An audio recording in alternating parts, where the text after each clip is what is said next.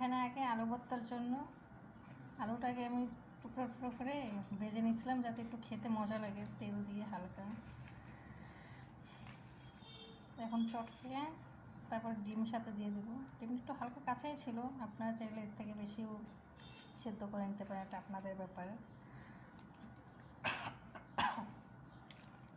এটা মিক্স করা হয়ে গেলে ভালো মতো চটকায় নেবেন।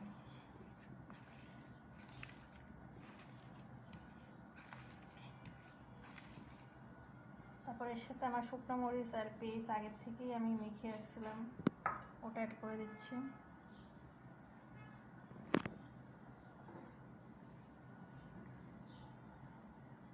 তারপর লবণ স্বাদ মতো।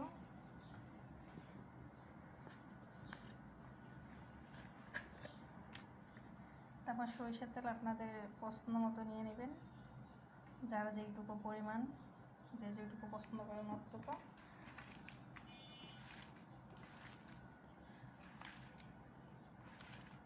ওকে, কমপ্লিট।